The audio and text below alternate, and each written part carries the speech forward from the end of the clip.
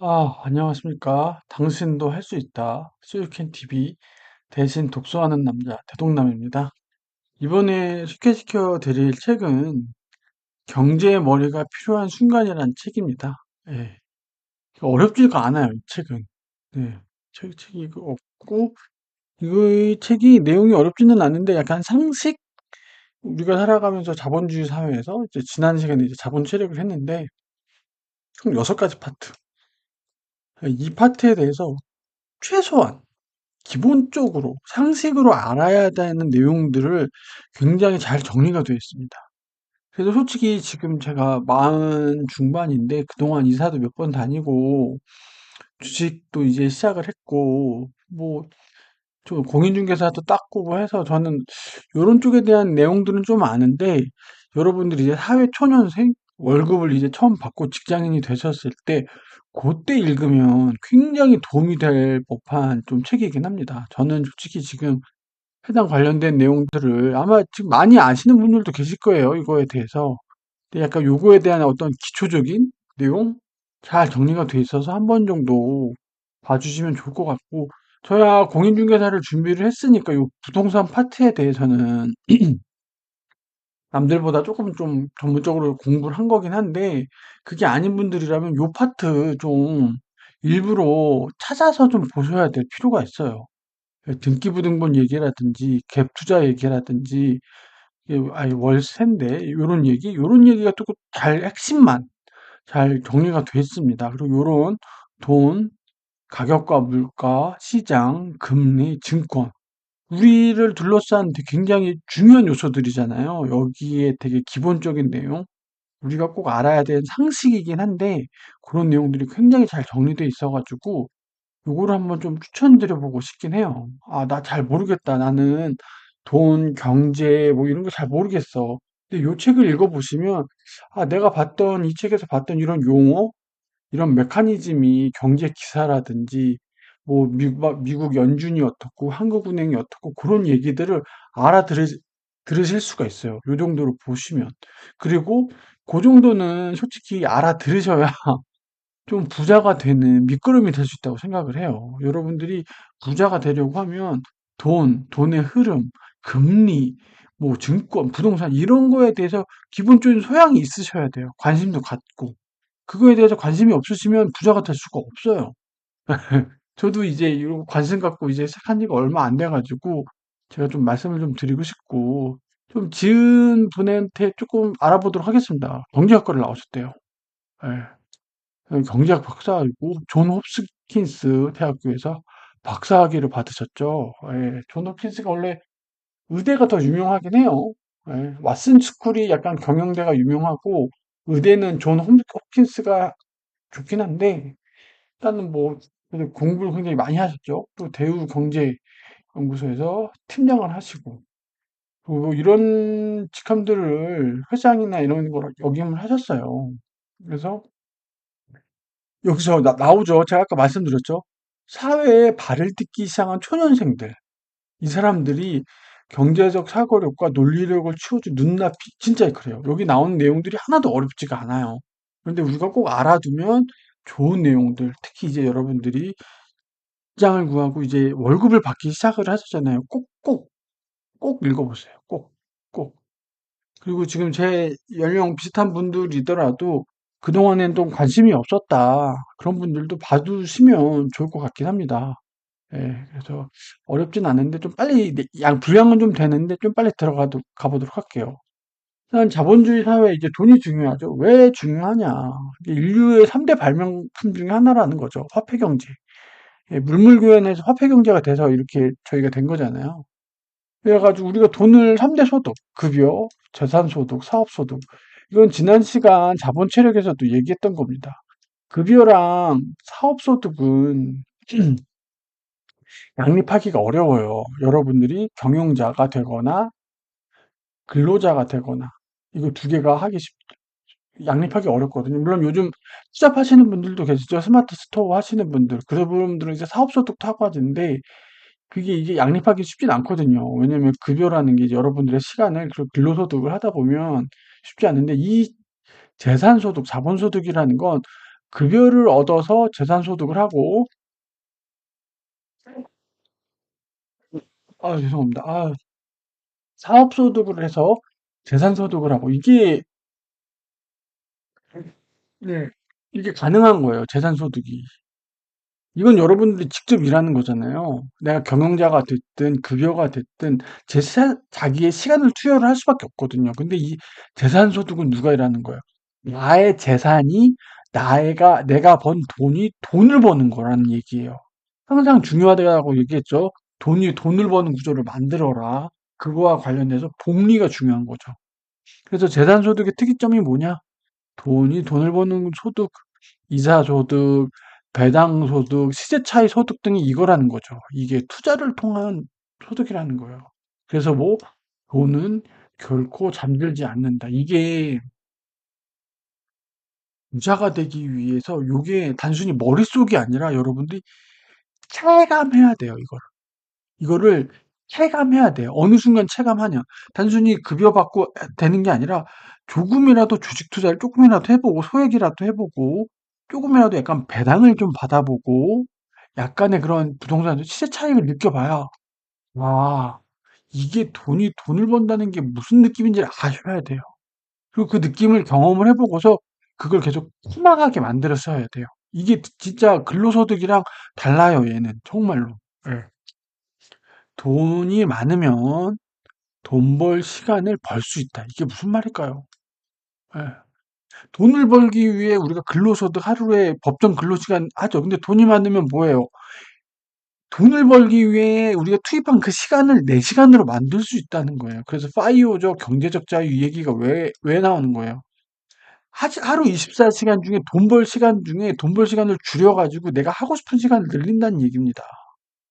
예, 그래서 돈이 많으면 뭐 이런 거죠. 이게 세상 최후의 보루, 자신감, 자아 실현의 수단 이런 것들이 있다는 거죠. 예전에 어떤 여자 탤런트 분이 그런 말을 했어요.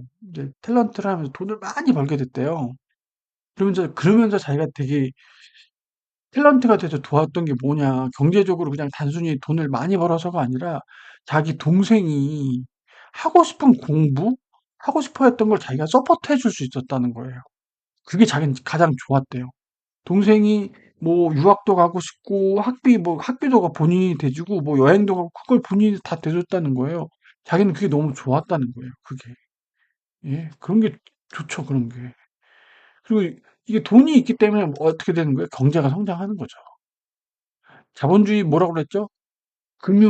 돈의 융통과 수요가 중요하다고 그랬죠. 수요가 뭐죠? 소비죠. 수요와 소비를 해야 공급이 늘어요. 이게 자본주의의 기본 메커니즘입니다. 이게 뭐죠? 자전거의 앞바퀴와 뒷바퀴예요. 예. 수요가 돼서 공급이 들어가고 이게 자본주의의 자전거가 돌아가는 거죠. 그래서 수요는 어떻게 되는 거예요? 돈을 쓰는 거잖아요. 예. 더 많이 수요를 해야 더 많은 생산을 하고 그래야 자본주의가 더 많이 성장하고 경제가 성장하는 거예요. 경제 성장하는 거 어려운 개념 아니에요. 더 많이 수요하고 더 많이 생산하는 걸 말해요. 그러면 더 많이 소비하려면 어떻게 되죠? 소비할 때 뭐가 들죠? 돈이 들죠. 더 많은 돈을 쓰는 거예요. 그게. 그게 또 돈의 경제가 순환한다는 게 뭐예요? 돈이 돈다는 거예요. 그래서 기업이 생산을 하고 여러분들이 소득을 받았죠. 그걸 다시 소비를 하는 거예요. 이 소비는 뭐죠? 기업이 다시 이윤이 생기는 거죠. 그렇죠? 그러면 기업이 다시 생산을 더 많이 해요. 여러분들한테 또 다시 소득이 가겠죠. 그러면서 다시 또 소비를 하고. 이 사이에 누가 껴있죠? 정부가 껴있죠. 그래서 이런 메커니즘이 잘 되게끔 만드는 거죠. 이거에 따라서 정부의 역할에 따라서 어떻게 되죠? 적극적 정부, 큰 정부라고 그러죠. 작은 정부 이렇게 나누는 거죠. 예. 그래서 경제학자 두 개로 나뉘죠. 케인즈학파, 자유주의학파 이렇게 그렇게 좀 보시면 됩니다. 그래서 돈에 대해서는 이 얘기는 많이 들으셨으니까 간략하게 넘어가고요. 그다음에 이제 가격과 물가, 물가 중요합니다. 인플레이션. 예. 가격이 보이지 않는 선입니다. 시장의 균형이 이 가격에 의해서 된다는 거죠. 수요와 공급 곡선, 경제학에서 빠질 수 없죠. 예. 이게 뭐죠? 여기서 가격이 이루어진다. 예. P, Q 물량이죠. 공급이 이렇게 되죠. 가격이 오를수록 공급은 많아진다. 가격이 높아질수록 수요는 줄어든다. 이게 두 것에 만나는 점에서 균형 가격, 시장 가격이 이루어지고 이게 애덤 스미스가 말한 뭐죠? 보이지 않는 선입니다. 이게 가장 효율적인 상태인 거예요. 자, 경쟁을 하게 되면 이렇게 되는데 독점과 과점, 완전 경쟁 시장이 되는 거죠. 완전 경쟁일 때 효율적인 배분이 되는 거예요. 독과점이 되면 뭐죠? 중급자가 하나인 거예요. 근데 되게 퀄리티가 안 좋은 제품을 만들어요. 근데도 고객들은 어떻게 해요? 좀밖에 없어. 걔밖에 만드는 사람이 없으니까 퀄리티가 안 좋아도 사서 쓴다는 거예요. 그러면 그 기업은 뭐죠? 폭리를 취하게 되는 거죠. 아니면 두 개, 세 개의 기업들이 서로 단합을 해요. 단합을 해서 과점을 만드는 거죠. 그래서 원래는 1,500원에 팔 거, 야, 우리에서 3,000원에 팔자. 그런 식으로 하는 거죠. 근데 어떻게 해요? 시장에는 그걸 공급하는 공급자가 그 두 명, 세 명밖에 없으니까. 그래서 그거를 정부가 나서서 독과점 방지법, 공정거래 이런 걸 해주는 거죠. 그리고 상한제 같은 것도 하고 가격 주제도 하고. 근데 이게 아까 또 이것도 예전에 많이 했던 건데 이거는 부동산 그 강의에서도 제가 말씀드렸던 건데 균형 가격이 여기 생기는데 상한제라는 건 뭐예요? 정부가 임의로 가격을 여기다가 이거보다 시장 가격보다 낮추는 거예요. 그럼 어떻게 되죠? 수요 곡선이라고 그랬죠? 서플라이. 호가 수요가 나는 거예요, 공급보다. 이게.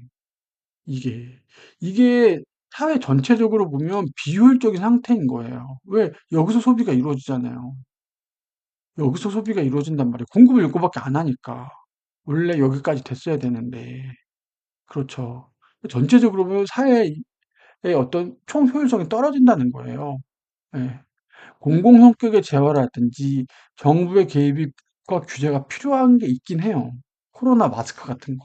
kinh 상황.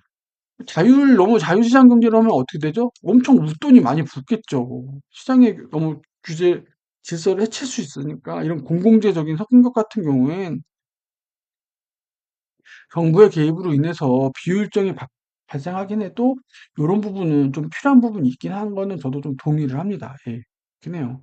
그래서 경제학자들이나 이런 사람들은 막 프리미엄 붙는 거 있잖아요. 그 웃돈 주고 막 그런 거에 대해서 그렇게 손잡 통행료 이런 거에 대해서 되게 효율적이라고 생각을 해요. 예. 금리 나왔죠. 되게 중요합니다. 금리. 돈의 거래 가치, 돈의 가격이라고 합니다. 그래서 돈이 많이 풀리면 어떻게 되죠? 금리가 떨어지죠. 돈이 귀해지면 뭐죠? 금리가 오르는 거죠. 법정 최고 금리를 규제하고 있죠? 예, 이것 때문에 그렇게 20% 엄청난 거죠. 이거 잘못하시면 큰일 납니다. 최저임금 대에서 하고 있죠? 예, 영세 사업자에게 부담이 증가됩니다. 그리고 전체 임금 수준을 올려요. 예, 이게 올리니까 얘도 올라가죠. 그렇게 되면 어떻게 됐죠? 회사가 임금에 대한 부담이 커져요. 영세 사업자뿐만이 아니고. 그럼 어떻게 돼요? 사람 오히려 내보내는 쪽으로 간단 말이에요. 채용 감소되고 정리하고. 그러면은 이 최저임금으로 올려서 혜택을 받는 사람은 누구예요? 회사에 남아있는 사람들. 그 사람들은 혜택을 보죠. 원래는 최저임금을 해서 전체적인 근로자의 어떤 소득 수준을 올리려고 한 건데 거기에 대한 이제 부작용이 나오는 거죠. 왜냐면 회사 전체가 영세사업자뿐만이 아니라 기업도 인건비에 대한 부담이 오다 보니까 사람을 줄이려고 하게 되는 거예요. 채용을 안 하게 되고, 채용이 얼어붙고, 그렇게 되는 거예요. 최저임금 올리자! 무조건 좋다고 보시면 안 돼요, 이게, 여러분들. 그 경매라든지 프리미엄 가격, 이런 것도 있죠? 예. 이게 자본주의에서 보이는 여러 가지 가격의 행태들이에요. 예. 해당 가격을 지불할 의사와 능력이 있는 사람이 구매해서 사회적 잉여가 증가한다. 그래서 경매라든지 반표라든지 그런 거에 대해서 그 사회 전체적으로 보면 이게 경제적이라고 이렇게 효율적으로 보는 거예요. 왜냐면 예를 들어서 어떤 표를 하는데 그 빙클에서 막 매크로 써서 그 사람들이 산단 말이에요. 그쵸? 근데 나는 원래는 얘가 10,000원짜리였어. 근데 나는 10만 원을 써도 보고 싶은 사람이 있을 수 있잖아요. 그 사람은 지불할 의사와 능력이 있는 사람은 사는 거예요. 예. 나는 그걸로 인해서 물론 이 사람도 10,000원에 구입하고 싶겠죠. 근데 이렇게 10,000원에 구입하면 어떻게 돼요? 경쟁이 치열하니까 벌 못 받단 말이에요. 근데 누군가 구해서 웃돈으로 팔아. 그럼 나는 이 돈에 사겠다고 하는 사람은 뭐예요? 난 이만큼 나에게 가치가 있다는 거예요. 그게 지불할 의사와 능력이 있는 사람들을 구매를 하게 돼서 전체적인 사회 잉여는 증가를 한다는 거죠. 환율도 중요하죠. 외국 돈의 가치입니다. 금리는 뭐죠? 국내 돈의 가치고 변동환율제가 하고 있죠. 옛날에는 고정환율제에서 임의로 환율을 조정을 했어요. 근데 이제 그런 게 없어졌죠. 평가절상, 평가절하 이런 용어들이 있긴 했어요. 그래서 환율이 상승하면 어떻게 되죠? 1달러가 1,000원 하던 게 1달러가 1,500원이 됐어요. 그럼 어떻게 됐죠? 하는 수입 자재들의 가격이 올라가죠. 그럼 국내의 원자재 가격이 올라가면서 물가가 상승하는 거예요. 예, 물가가 상승하고 임금을 인상하게 되고 생산비가 상승하게 됩니다. 이렇게 돼요. 환율이 오르게 되면 전체적인 물가도 상승하게 되는 효과가 있습니다. 그 부분도 같이 봐주시면 좋고, 이제 시장에 대해서 얘기를 할게요. 독점과 과정에 대한 아까 독과점 얘기 나왔죠? 제품의 퀄리티가 신경을 안 쓰게 돼요, 얘들은. 경쟁을 안 하니까. 여러분, 그래서 공급자가 많아야지 여러분들 소비자의 권익은 올라가요.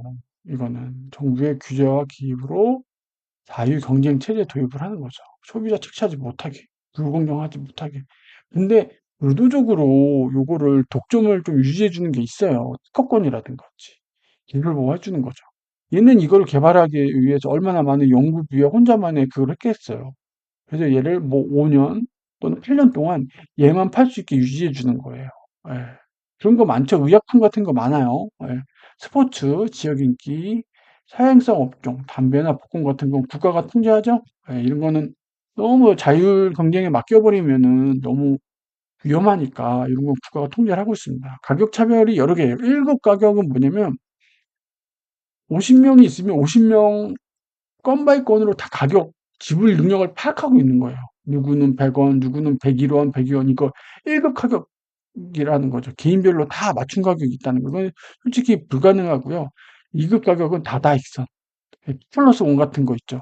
그걸 2급 가격 차별이라고 합니다. 그리고 3급 가격 차이는 노인이냐, 아이냐, 여성이냐, 남성이냐, 뭐 연령 20대냐, 30대에 따라서 가격을 구간으로 나누는 거예요. 그걸 3급 가격 차별이라고 합니다. 그래서 요거까지는, 요거까지는 좀 많이 쓰죠. 예, 마케팅적으로 많이 쓰긴 합니다. 그러니까 항공권 같은 경우도 그렇고, 시간에 따라서도 그렇고, 가끔 그런 말 있잖아요. 내가 미치면서 판다. 근데 그게 이유가 있는데, 이윤이라는 거는 매출에서 고정비랑 변동비를 뺐을 때 남는 거거든요. 근데 이게 고정비랑 변동비 합한 게 매출보다 크면 손해를 보는 거잖아요. 근데 손해를 보는데 여러분들이 카페 사장이에요. 이번 달 1일부터 뭐 31일까지 임대료 500만 원을 내야 돼요. 저.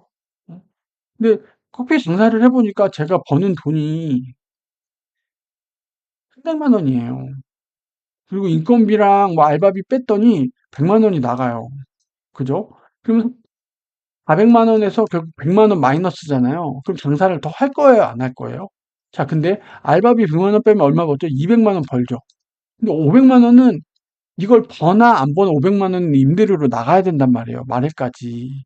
그러면은 이 인건비, 요 변동비보다 수익이 더 나면 장사를 하는 게 맞는 거예요. 그래야죠. 이 고정비 500으로 나갈 걸 좀 줄일 수 있다는 거죠. 그래서 밑져도 판다는 얘기가 그런 얘기예요. 고정비만큼 손실, 판매를 유지할 경우 요만큼의 손실을 줄일 수 있기 때문이에요. 그래서 요거 장사하시는 분들은 요거 잘 보시면 됩니다. 가끔 그런 집 있잖아요. 딱 갔는데 손님이 없어. 손님이 없어. 저만 먹고 있고 그래요. 근데 그 가게가 계속 하다가 딱 한 달인가 두 달쯤 보면 폐업이 딱 뜬단 말이에요. 폐업이 딱 떴단 말이에요. 왜 그런 걸까요? 왜냐면 어차피 이 가게는 이 건물주랑 계약을 한 거예요. 이달 뭐 한 달, 두 달, 세 달까지 뭐 연말까지 계약이 돼 있어요. 12월까지. 근데 제가 10월에 갔어요. 그쵸? 근데 사장님이 있어. 알바생 안 써. 근데 손님이 한 명이라도 더 오면 뭐예요? 이 고정비를 손님에게 팔아가지고 조금이라도 줄일 수 있는 거잖아요. 그쵸? 그래서 손님이 없더라도 한두 명의 손님이 오더라도 본인이 인건비가 다 하면서 그렇게 좀 줄인 거죠. 그러다가 이제 고정비가 딱 끝나는 그 시점이 12월 말이면 그때 이제 폐업 달고 나가는 거죠. 예. 비록 이유는 나지 않더라도 고정비를 조금이라도 줄이기 위해서 계속 장사를 하는 거죠. 그렇게 보시면 되고. 그래서 시장에서 변동비 비중과 고정비 비중이 있어요. 그 업태를 보면 되는데, 변동비 같은 경우에는 이윤의 증가 속도가 좀 더딥니다. 예. 매출이 많이 늘어야 얘도, 수익이 많이 늘게 돼요. 왜? 변동비 비중이 크다 보니까. 대신에 불황을 잘 버틸 수가 있어요. 근데 고정비가 많이 나가는데, 인프라 큰 애들 있잖아요. 뭐, 가게 임대료 같은 거. 예. 그러니까 묶여있는 덩어리 비용이 나간단 말이에요. 얘는 일정 수준이 넘어가면 수익이 확 늘어요. 예, 매출 규모가 그래서 중요한 거예요. 그래서 규모의 경제란 말이 여기서 나옵니다. 생산량이 커질수록 평균 비용이 지속적으로 감소되는 평균 비용. 예, 그래서 손익분기점을 넘긴 이후부터는 이윤이 급속도로 돼요. 많은 기업들이 그렇죠. 예, 많이. 근데 이거를 탈출 못하고 적자만 보다가 나락으로 가는 기업들도 많긴 해요. 이게 쉽지가 않아요. 이게. 자, 그리고 금리입니다. 금리. 여러분들, 제가 개인적으로 여러분들의 삶이 이 금리에 대해서 민감한 삶을 사셔야 돼요. 저도 전혀 관심이 없었거든요. 한국은행이 뭐 금리를 올린다, 내린다, 미국은행 연방주사위가 뭐 올린다, 내린다, 전혀 관심이 없었어요. 저게 나랑 무슨 상관인가. 아니에요, 여러분들. 여러분들이 부자가 되려면요, 이 금리에 민감한 삶을 사셔야 돼요. 여러분들의 하루하루가 이 금리와 연동돼 있고 영향을 받는 삶을 사셔야 돼요. 왜? 이게 뭐예요? 돈이에요, 돈. 돈이, 돈을 버는 구조에 가장 커다랗게 영향을 미쳐요, 이 금리가. 그래서 이 부자들은 금리, 환율, 이런 거에 대해서 굉장히 민감하고요. 그, 신문을 봐도 제일 먼저 보는 게 저거예요. 금리. 여러분들, 그러니까 금리에 대해서 관심을 갖고 여러분들의 삶이 금리에 대해서 민감해지는 삶으로 사셔야 돼요. 이 자본주의는. 그래야 부자가 되는 거예요. 부자가. 여러분들 영어 잘하려면 어떻게 해야 되죠? 영어 단어 많이 외워야 되죠. 알파벳 외우고. 그런 거랑 똑같아요. 부자가 되는 첫걸음은 뭐예요? 금리에 대해서 잘 알고 금리에 대해서 민감해져야 되는 거예요. 그게 부자가 되는 첫 번째예요. 첫 번째, 첫 번째. 저도 아직 뭐 그렇게 둔감하게 살고 있긴 한데, 이제까지 책을 좀 보면서 느낀 게 항상 강조하시고, 부자들이 제일 중요하게 하는 요소가 요거긴 해요. 금리. 자, 금리에 대해서 그럼 좀 알아보겠습니다. 금융이 뭐죠? 돈을 융통하는 거예요. 돈을 돌리는 거. 돈을 빌려주고 빌리는 거. 자본 체력에서도 얘기했죠? 은행이 뭐죠? 예금과 대차. 예금, 사람들이 맡긴 돈을 다시 대출해 주죠. 그걸 예대차라고 하거든요. 그러면서 어떻게 돼요? 10이라는 돈이 어떻게 돼요? 20이 되고 30이 되고 어떻게 100이 돼요, 100. 그걸 예대차 10이라고 그러거든요, 그런 걸. 근데 그런 게 왜 그런 거죠? 예를 들어서 자동차가 있고 차가 있고 집을 살려면 100돈, 100이 필요하고 자동차를 살려면 돈 50이 필요하단 말이에요. 근데 저는 돈이 10밖에 없어요. 그럼 저는 이거 평생 못 살겠죠. 아니면 50을 모으기 위해서 열심히 모아야겠죠. 그쵸? 근데 은행에 가요. 나 이렇게 할 때 돈 할 테니까 나한테 40만 꿔줘. 돈이 온단 말이에요. 이 40이란 돈이 어디서 왔을까요? 10씩 모았던 여러분들의 비슷한 근로자들이 예금으로 맡긴 거죠. 그쵸? 이들이 맡긴 돈을 내가 데려다가 난 이걸 하는 거예요. 비싼 거예요. 그리고 이걸 갚아가죠. 그리고 이 사람들이 갚은 돈을 가지고 또 이자를 주고 이게 이렇게 도는 거죠. 돈을. 이래서 뭐예요? 내구재라든지 주택 소비, 기업이 이 돈이 뭐예요? 투자가 되는 거예요. 정부의 국채도 사는 거고. 그러니까 실제적으로는 저는 돈이 10밖에 없어요. 하지만 저 금융을 통해서 저는 돈을 더 동원할 수가 있는 거예요. 어떻게? 50, 100을 동원할 수가 있는 거예요. 그렇게 저 하나가 지금 10에서 100으로 동원했죠. 그런 사람들이 많으면 어떻게 되죠? 돈이 곱절로 늘어나겠죠. 그럼 이 사회가 어떻게 되겠죠? 돈이 정말 많아지겠죠. 돈이 많아지면 뭐라고 그랬죠? 아까 자본주의 수요죠, 수요. 수요가 많아지고 이런 비싼 것들을 할 수 있게 되고 그만큼 기업에 더 많이 투자할 수 있게 되는 거죠. 그만큼 또 정부의 국채도 더 많이 살 수 있게 되는 거예요. 근데 문제는 뭐죠? 돈을 과도하게 풀면 인플레이션의 재앙이 발생된다. 돈이 돈이 부족하면 수요가 줄고 인플레이션이 발생되고 이게 뭐죠? 경제 공황이 이거죠. 경제 공황. 경제 공황. 이게 자본주의의 앞뒷바퀴 뒷바퀴가 돌지 않는 거예요. 이게 자본주의가 안 돌아간다는 거예요. 수요가 안 돌아가면. 그래서 이거를 밸런스 유지하는 게 어느 정부든 최고의 난제입니다. 난제. 자, 이제 국내 이제 금리를 누가 정하죠? 한국은행이 통화 정책을 통해서 합니다. 그래서 경기 침체 상황을 들어볼게요. 기준금리라는 걸 조정합니다. 한국은행이. 은행이에요. 기준금리를 인하해요. 이 메커니즘은 아시죠? 자본체력에서도 나왔죠? 기준금리를 인하되면 어떻게 해서 시중금리가 인하됩니다. 뭐죠? 은행이 은행이라고 그랬죠. 은행들이 돈을 한국은행에서 할 때 이 금리를 기준금리라고 그래요. 이거를 내렸어요. 그러면 뭐죠? 시중에 있는 은행들도 우리들 기업들 일반인들 하는 금리도 떨어져요. 그러면 어떻게 되죠? 금리가 따졌네. 내가 돈을 빌릴 때 드는 그 수수료나 그런 게 싸진 거잖아요. 대출이 증가하죠. 돈이 많아졌으니까 어떻게 되죠? 기업들은 더 투자를 늘리고 여러분이 돈이 많아졌으니까 뭐죠? 소비가 증가되는. 이게 정시 루트. 근데 여기서 소비 심리가 끼어들면 어떻게 돼요? 소비가 증가하지 않아요. 소비가 증가하지 않아요. 아까 얘기했죠. 소비가 돼야 자전거에 바퀴를 돌린다고 그랬죠. 근데 이렇게 돈을 풀어도 소비가 되지 않을 경우가 있어요. 이게 뭐죠? 디플레이션. 안 돌아가는. 소비 심리 자체가 얼어붙으면 이 메커니즘이 작동을 안 해요. 예. 그러면은 정부가 금리를 내리는 이 효과가 나타나지가 않아요. 이게 두 번째, 기준금리를 하는 거죠. 공개시장 운영이라는 걸 합니다.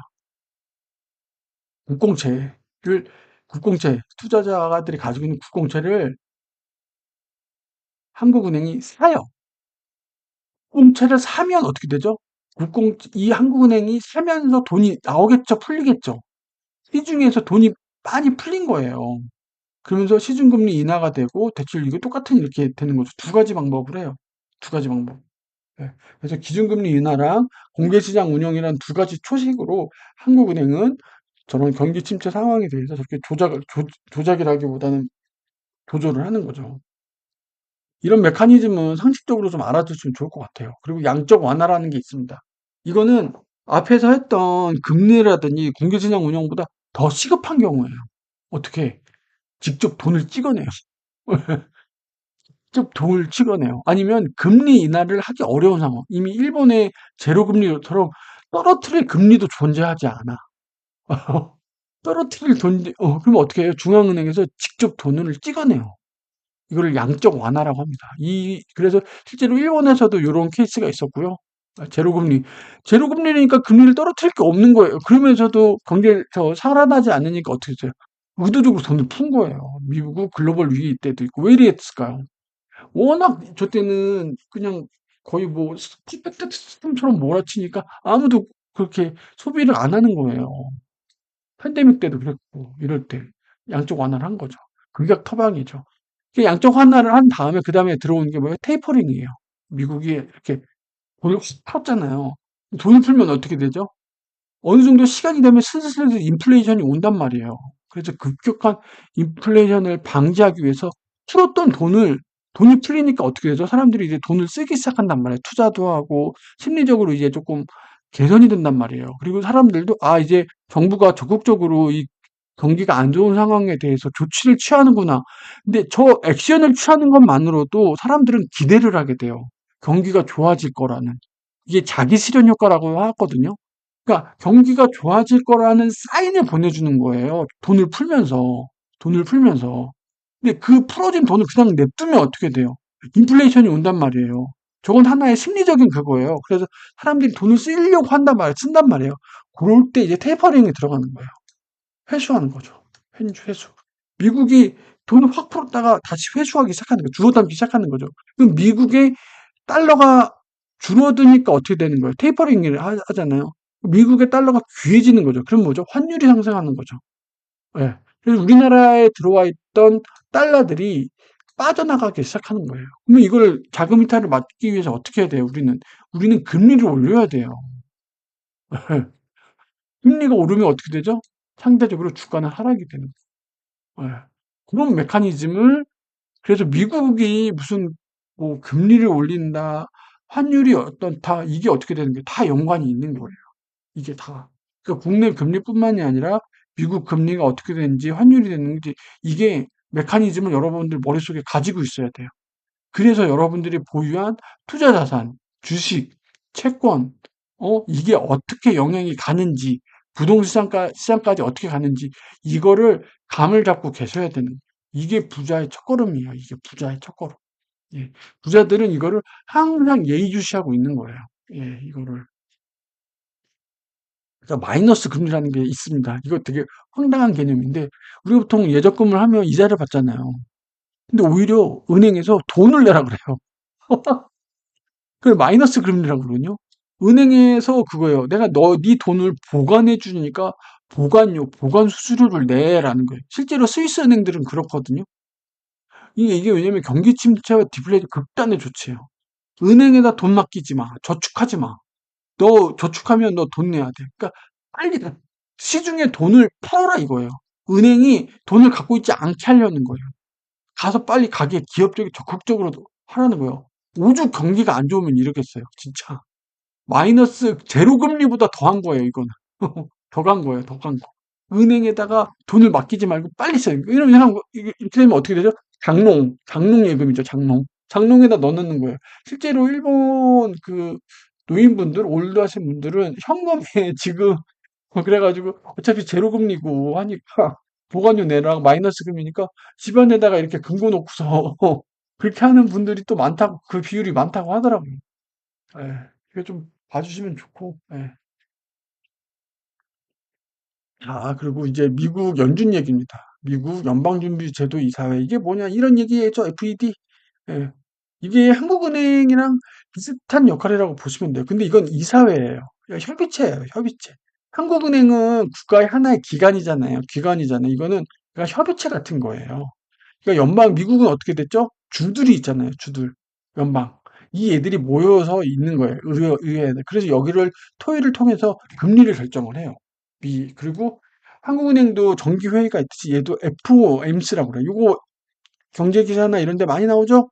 여기서 이제 어떤 의사결정이 나오고 어떤 아젠다를 하느냐에 따라 전 세계의 어떤 투자자들과 환율과 이런 사람들이 예의주시하고 있는 거죠. FOMC. 연방공개시장위원회 정기회의차라는 거예요. 예. 이 FOMC는 용어 정도는 좀 한번 기억해 주시면 좋을 것 같아요. 그리고 매파와 비둘기파가 있다고 하더라고요. 그 중도파인 올빼미파. 이런 거 보시면 한번 보시면 될 것 같아요. 매파는 매가 어떻게 하죠? 긴축재정. 예, 비둘기파는 유순하게 확대하자 중이고, 그 지급준비금과 뱅크런. 이거는 여러분들 많이 들어보셨을 거예요. 이게 예대차라고 했죠. 예금과 대차. 돈을 금융을 하게 하려는 이유가 신뢰가 필요한 거예요. 크레딧. 은행을 믿어야 돼요. 여러분들이 10만 원이라는 돈을 맡죠. 10이라는 돈을 맡겼어요. 이 돈이 안전할 거라고 생각을 하셔야 된다는 거예요. 이 돈이 은행은 언제든 내가 필요할 때 줄 수 있을 거라고 생각을 해요. 왜? 그래야 얘가 이 돈을 아까 누구죠? 50짜리 자동차 50짜리 집 100 사는 사람한테 꿔준단 말이에요. 이거를. 실제로 제 돈이 나가 있단 말이에요. 이 나가 있단 말이에요. 근데 언제든 난 받을 수 있다고 생각하니까 얘가 얘네들한테 대출을 해주겠죠. 그리고 얘가 다시 대출받은 걸 15에 가지고 오겠죠. 예, 그러면서 저한테 2나 3을 준단 말이에요. 그리고 나머지는 또 자기네가 이렇게 이익을 내고. 이 신뢰가 없으면 어떻게 돼요? 다 쫓아가죠. 뱅크론이라 그러는 거예요. 그게 뱅크론. 그럼 은행은 갑자기 저렇게 쫄리면은 저걸 예금을 줄 수가 없잖아요. 그래서 지급준비금이라는 걸 해놓습니다. 전체 예금의 일정 부분을 준비를 해놔야 돼요. 예. 그리고 예금자 보호법이 도입됐죠. 5천만 원까지 원금 플러스 이자. 예금 보호공사에서 하고 있습니다. 국가가 진행하는 건데 5천만 원. 근데 제외 대상도 있어요. 신용협동조합, 새마을금고, 우체국은 약간 국가기관이니까 조금 일본 노인분들이 이렇게 우체국, 우정국이라 그러죠. 거기에 예금을 어마어마하게 해놨다고 하더라고요. 역시 아날로그적인 그게 되게 강한 것 같아요. 그래서 일본 우정국, 우체국 돈이 그렇게 많대요. 그리고 금리도 다양하게 있습니다. 당단기 금리, 개인별 가산금리 왜 다르죠? 얘가 대기업인지 공무원인지 신용점수가 어떤지에 따라서 다 금리가 다르다는 거예요. 그 언더라이팅이라고 해요. 이거는 기업뿐만 아니고 개인도 얘한테 돈을 꿔줄 때, 아, 얘가 100을 꿔달라고 했는데, 너는 신용도가 좋으니까, 뭐, 좀 작게 받고, 아, 너는 치산의 위험이 있어. 그러면 온갖 담보를 걸겠죠? 그런 거죠. 기업도 신용도에 따라, 신용도, 대출금리, 회차차익 금리, 국가도 신용등급이 있습니다. 이거 다 누가 정하죠? 유명한 그 있잖아요. 무디스라든지, 스탠다드 앤 포어스다. 그런 쪽에서 다 정해요. 걔네들이 가지고 있는 모형이라든지 그런 걸 가지고. 금융의 꽃, 복리. 아, 우리가 금융에 대해서 이렇게 알았죠. 그리고 그거의 꽃은 뭐야?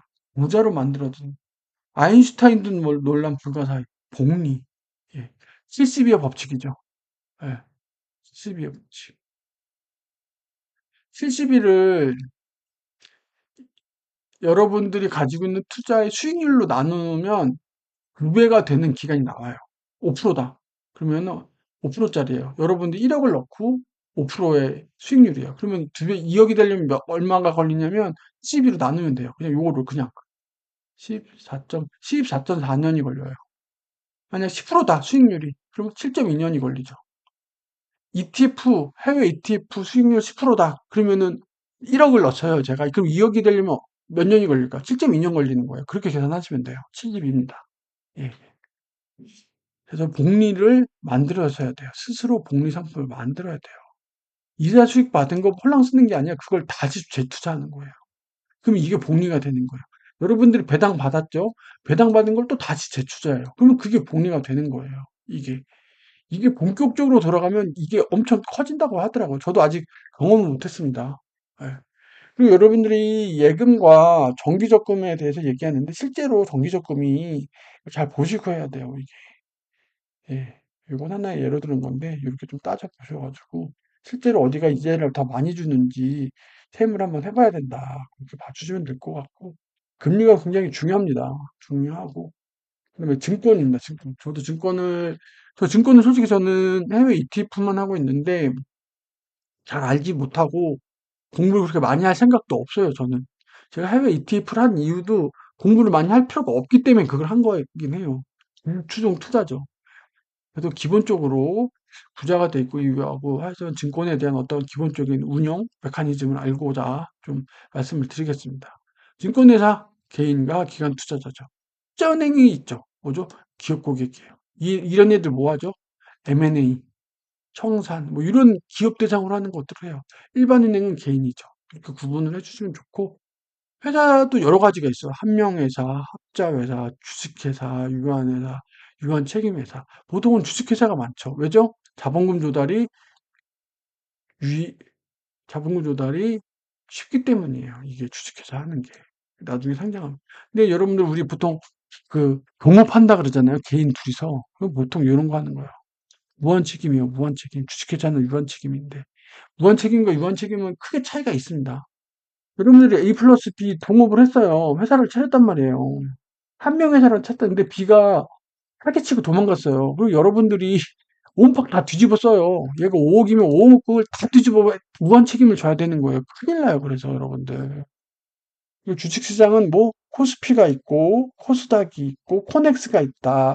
세 개가 있다는 것 정도는 기본 상식으로 좀 알아주시면 좋습니다. 이게 미국에 있는 모형을 좀 비슷하게 따라왔어요. 코스피는 규모가 큰 거, 코스닥은 나스닥에서 좀 따라한 거죠. 벤처기업, 나스닥. 코넥스는 중소기업과 초기 벤처기업. 조금 약간 리스크하긴 해요. 예. 한국거래소에서 개설하죠. 예. 상장한다라는 게 뭐예요? 이 주식시장에 올린다는 거예요. 그렇게 했을 경우에 IPO 한다 그래서 상장한다? 일반 투자자들한테 이제 회사를 오픈을 하는 거예요. 그래서 회사의 어떤 경쟁력이라든지 얘의 미래상을 보고 일반 개인 투자자들이 주식을 사는 거죠. 예. 대신에 그만큼 경영권을 오픈을 하게 되니까 이 두 가지를 밸런싱을 해야 되죠. 예. 그래도 주주총회하고 그러잖아요. 주식회사들. 그래서 3월이나 매년 3월이나 4월쯤 되면 소액주주들이 주식꾼들이라고 하거든요. 주주총회 가갖고 그럼 경영자 바꿔라 막 이런단 말이에요. 그러면은 그게 좀 약간 깽판 치거나 그러면은 밥값이랑 약간 그 택시비 정도 챙겨서 보내고 그거를 서로 이렇게 일정을 참고를 해요. 돌아다녀요. 순회를 해요. 그 주주꾼들. 주주 매매 방식은 있습니다. 저도 이제 ETF를 하다 보니까 기종가 주문. 난 1만 원에 매수하겠다. 시장가. 시장이 지금 시장가는 계속 실시간으로 변하잖아요. 한 주를 매수하겠다. 이렇게 주 위주. 얘는 금액 위주. 조건부 시장가. 일단 지정가로 해놨다가 1만 원이 안 됐어. 그러면은 10분 전에 시장가로 하는 이런 식으로도 가능하다. 이렇게 보시면 돼요. 효과다라는 거는 1원, 5원, 10원 이렇게 좀 정해져 있다는 거예요. 왜냐면 그 주식의 액면가에 따라서 이게 본인이 호가할 수 있는 게 다 다른 거예요. 예. 보통은 이렇게 좀 봐주시면 되고 호가가 이렇게 좀 차이가 있다. 이거 너무 소액이죠, 이쪽 애들은. 자, 그리고 체결 순서. A라는 사람도 주식을 매수하려고 하고 B도 사려고 해요. 근데 주식 수가 무한정 있는 게 아니잖아요, 시장이. 그다음에 얘가 100주예요. 그러면은 뭐 근데 사려는 사람들은 많어. 그럼 그냥 랜덤으로 돌린다는 게 아니죠. 일단 가장 비싸게 부른 사람한테 가고 그렇겠죠? 그리고 가장 먼저 예를 들어서 장 개장하자마자 A는 10주를 주문했고 얘는 이제 똑같은 가격 100원에 장 한 1시간 후에 음, B가 10주를 주문했어요. 똑같은 가격. 얘 먼저 해주는 게 맞겠죠. 그쵸? 근데 똑같은 시간에 똑같이 했어. B. 얘 C가 얘는 20주 100. 근데 수량이 똑같은 시간에 똑같은 가격에 했으면 수량이 많은 쪽을 먼저 해준다는 거예요. 그래서 나 주문했는데 왜 그 매수 표시가 팝업이 안 뜰까 하면은 이런 것들이 다 돌아가고 있기 때문이에요, 여러분들. 그렇게 좀 봐주시면 좋고. 그리고 당일 미체결 주문, 예를 들어서 1000주 매수 신청을 했어요. 600주를 샀단 말이에요. 이 조건에 따라서. 근데 400주는 못 산 거예요. 왜냐면 그 주식이 이런 메커니즘이랑 아까 얘기했듯이 시장에 저는 1000주를 원했는데 돌아가는 게 이제 1000주가 없는 거예요. 600주만 있는 거죠. 그러면 이게 자동 취소가 되는 거예요. 그럼 다음날 400주가 재주문이 되냐? 되지 않는다는 거예요. 본인이 직접 해야 된다는 거예요. 자동 재주문이 없습니다. 왜냐면 여러분들 이거 투자 개념이고 돈 나가는 거기 때문에 자동 재주문이 아니에요, 이거는. 꼭 그렇게 보시면 되고, 실제로 돈이 들어오는 건 한국위탁결제원에서 주식을 보관하고 있다가 이런 프로세스들을 한단 말이에요. 그래서 돈이 오고 가고 검토하고 할 때 3일 정도 걸린다는 거예요. 이게 확정이 되면 그제서야 실제 돈을 넣어주고 빼주고 하는 거죠. 이렇게 봐주시면 좋고, 여러분 이제 주식 투자를 하다 보면 배당주 같은 게 있을 수 있잖아요. 그래서 언제 배당을 받는지, 배당 낙일? 그런 거 좀 봐주시면 좋아요. 예. 배당 기준일이 12월 30일인데, 12월 29일에 그때까지 이 주식을 들고 있지 않으면 배당에서 제외되는 거예요. 근데 D+1 계좌 입구됐잖아요. 그러면 12월 28일 그 이전까지는 해당 주식으로 주식을 거래를 해서 들고 계셔야 된다는 거예요. 그거 좀 유의해 주시고, 배당 성향이라는 건 뭐죠? 전체 이 기업이 이루는 당기 순이익 중에 배당을 얼만큼 하냐 이거예요. 배당 성향이 높다는 건 뭐예요? 그만큼 주주들한테 본인이 얻은 이 당기 순이익을 더 많이 뿌려준다는 거겠죠. 이게 그래서 고배당주 보면 요 배당 성향이 높은 거예요. 고배당주. 배당 수익률, 주가 대비 주식 배당률이 얼마나 하는지 두 개를 다 보시긴 해야 돼요. 근데 이게 되게 좀 이상한 게 주주 입장에서 배당을 많이 하는 회사가 좋은 것처럼 보이잖아요. 근데 그 어떤 뭐 경영학 모델이나 이런 걸 봤을 때 배당하는 거는 그렇게 뭐 기업 경쟁력 측면에서 좋지는 않아요. 이거를 기업 주주한테 그냥 하는 게 아니라 이거를 기업의 어떤 투자금으로 해서 경쟁력을 더 강하게 해서 기업의 주가를 더 올리는 게 낫지. 이거는 배당으로 하는 그 성장 재원을 우리한테 밖으로 는 거잖아요. 그래서 경영학적 모델로는 이 배당이 많은 게 좋지는 않은 거예요. 예. 근데 실제로는 이제 고배당주 하면 또 그걸 보고서 좋아해서 오는 투자자들도 있기 때문에 그렇긴 한데, 그래서 원래는 배당을 많이 하는 기업은 그게 썩 그렇게 좋다고 보진 않긴 해요. 예. 주가 지수, 코스피, 요때 했던 거. 그래서 뭐 400이다, 500이다 하는 게 기준점이 이거라는 거예요. 지금 25년에 지금 주가가 기준 시점 됐을 때마다 그 400이다. 그럼 이때보다 어떻게 된 거예요? 4배 오른 거죠? 500이다면 5배 오른 거예요. 그렇게 보시면 돼요. 그런 느낌입니다. 미국의 주가 지수, S&P 500 지수, 다우존스, 나스닥 종합지수. 요거는 우리나라랑 좀 다르게 해요. 500개 우량주. 저도 이게 해외 ETF가 이거죠. S&P 스파이랑 VO. 저는 이거에 들어가 있습니다, 지금. 다우존스, 배당주. 전 요거 얼마 전에 이제 연금저축 들어갔어요. 다우존스, 미국 타이거, 미국 고배당 다우존스인가? 그거 해서, 예. 배당 위주로 하려고. 예. 그리고 나스닥이 있고요. 나스닥이 뭐죠? 이런 애들, 벤처기업 하듯이. 이게 좀, QQQ. 예. 이거는 슈드. 이건 스파이 보고. 티커라 그러죠. 이거 약어를 티커라 그러는데. 이렇게 봐주는, 증권은 요 정도고, 조금 더 있네요. 좀 보면. 그 주가와 금리의 그 상관관계를 좀 보셔야 돼요. 이것도 중요하고 채권도 중요한데 보시면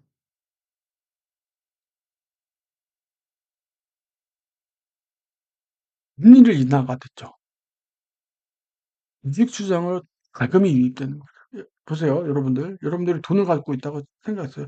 은행의 금리가 떨어지면 은행에 돈을 맡기고 싶으시겠어요? 아니죠.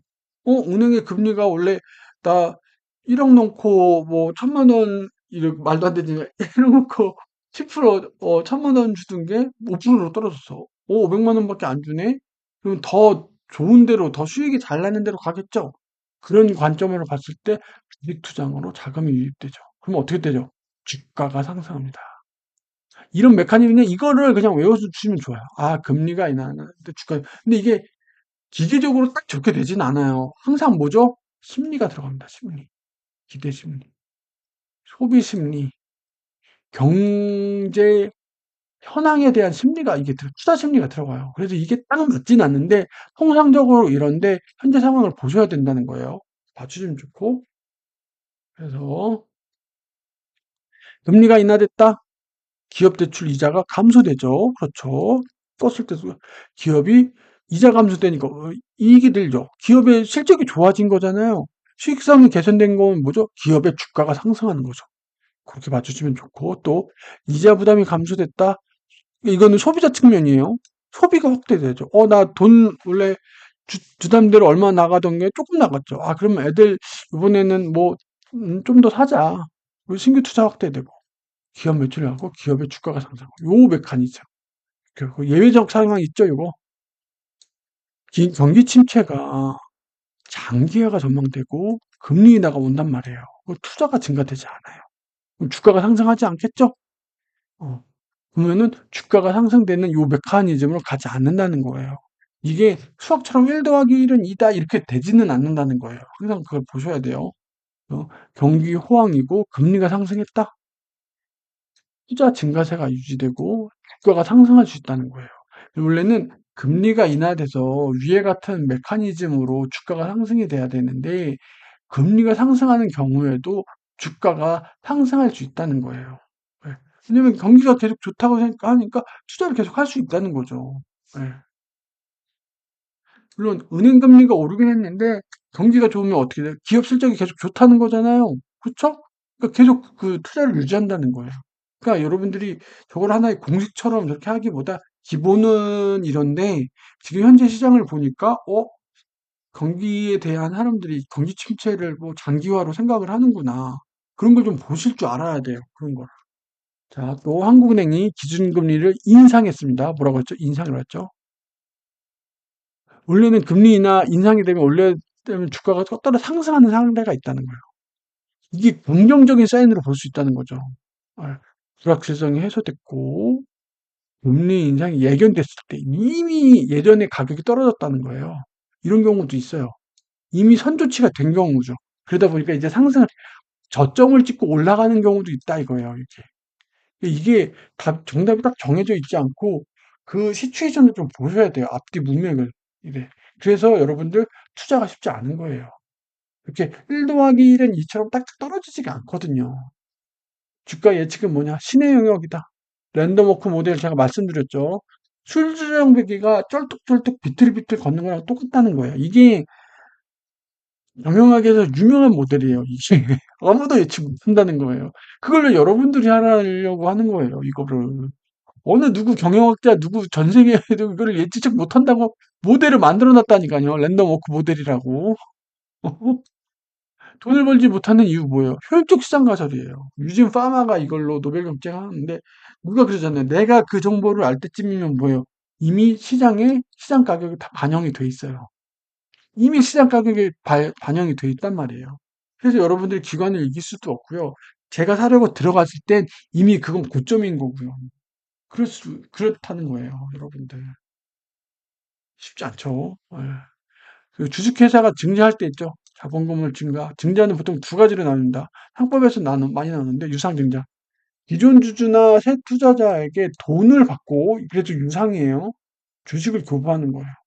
회사로 그 돈이 주식을 발행하고, 이 돈을 이거에 대해서 돈이 들어오는 거죠. 자본금이 늘죠. 추가로. 이제 그 무상증자는 뭐냐? 기존 주주에게 돈을 받지 않고, 그래서 무상인 거예요. 주식을 더 주는 거예요. 어떻게 되는 거예요? 이거는 재무제표를 보면 안 돼. 자본 안에 자본금이 있습니다. 이거 설립자본금이라 그래요. 5천만 원. 무역이익잉여금, 자본조정 뭐 이렇게 있어요. 당기순이익이 모이는 계정이 이게 있어요. 이익잉여금 누계총계 이거거든요. 이거를 자본금으로 올리는 거예요. 근데 이걸 그냥 띡 올리면 안 된단 말이에요. 자본금을 늘렸잖아요. 대신에 기존 주주들한테 급교부를 하는 거예요. 이걸 무상증자로 하는 거죠.